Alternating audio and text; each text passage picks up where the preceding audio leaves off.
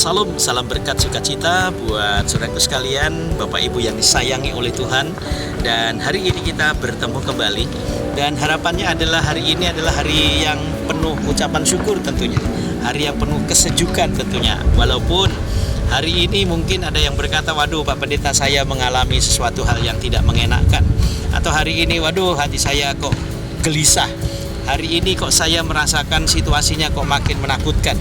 Hari ini kok saya berpikir wabah ini kok nggak akan pernah berhenti. Saudaraku yang dikasih oleh Tuhan Yesus, tidak perlu takut, tidak perlu gelisah. Serahkanlah segala kekhawatiran kita kepada Tuhan. Itu adalah firman. Maka daripada itu firman ini hendak memberikan suatu keyakinan kuat buat kita. Keyakinan yang penuh bahwa sekalipun dunia ini, saudaraku sekalian, penuh dengan berbagai gejolak, tetapi hati kita jangan pernah bergejolak. Hati kita jangan marah sama Tuhan. Hati kita tidak boleh mengatai bahwa ini karena Tuhan. Saudaraku sekalian, Tuhan tidak pernah salah.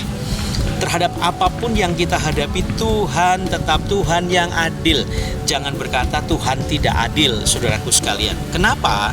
Ingat yang dilakukan oleh seorang Rasul Paulus.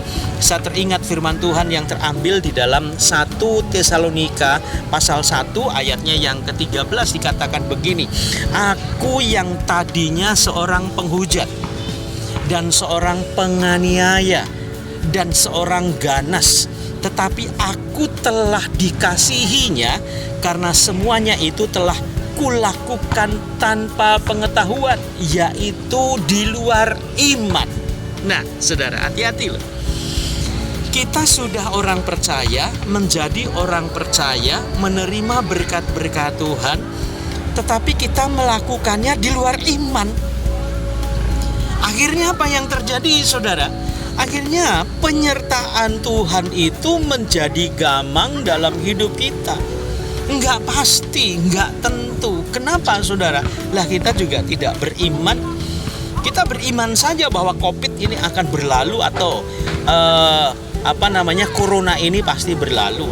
COVID-19 ini, saudaraku sekalian, kita tidak tahu apakah ini ujian dari Tuhan. Wabah ini memang sengaja dilepaskan oleh Tuhan, atau ada orang-orang yang jahat memang yang menyebarkan trauma yang menakutkan. Kita tidak tahu.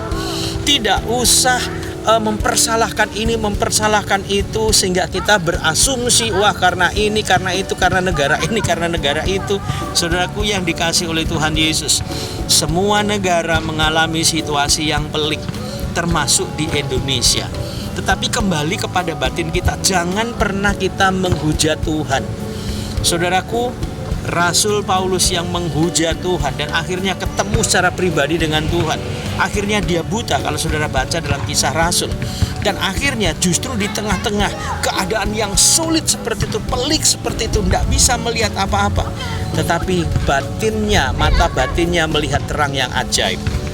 Yaitu apa? Kehadiran Tuhan. Ingat bahwa kehadiran Tuhan di tengah-tengah situasi yang sulit itu pasti. Jangan pernah membatasi Tuhan pada saat kita berpikir kita tidak mampu lagi. Tetapi ingat, kita harus tetap punya iman. Karena iman yang kuat akan melahirkan kerohanian yang kuat.